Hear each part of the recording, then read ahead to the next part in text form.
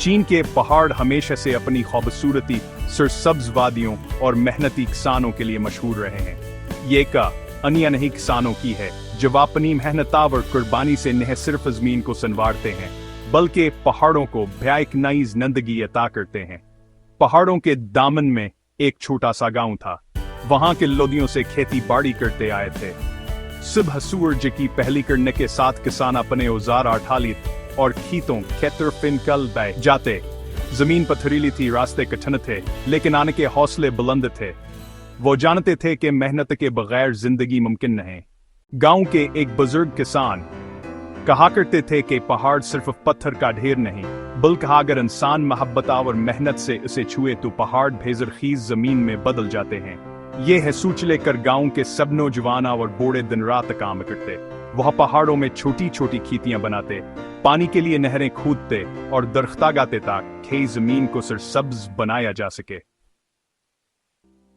देखते ही देखते कई साल गुजर गए। जहां पहले नंगी चट्टानें थी वहां सब्ज खेत लहलहाने लगे।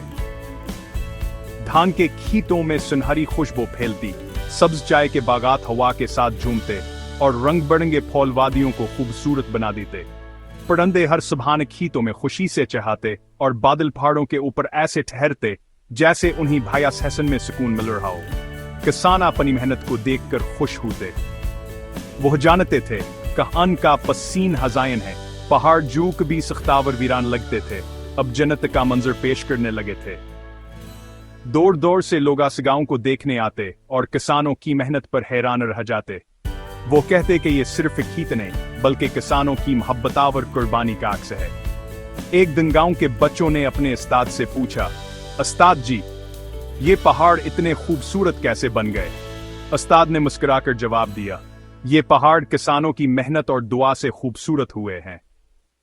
अगर इंसान दिल से मेहनत करे तो पत्थरों में भी जिंदगी आ सकती है। यूं चीनी किसानों ने साबित किया कि इंसान अगर चाहे तो पहाड़ों को भी जरखीज बना सकता है। उनकी मेहनत ने न सिर्फ गांव को खुशहाल किया बल्कि आने वाली नस्लों के लिए एक सबक भी छोड़ा। मेहनत और सब्र से पहाड़ों को भी जन्नत बनाया जा सकता है। ये कहानी हमें याद दिलाती है कि किसान सिर्फ जमीन पर बीज नहीं बोते, वो ख्वाब बोते हैं, मेहनत बोते हैं और आने वाली नस्लों के लिए जिंदगी बोते हैं। और यही किसान चीन के पहाड़ों को एक कुदरती शाहकार बना देते हैं।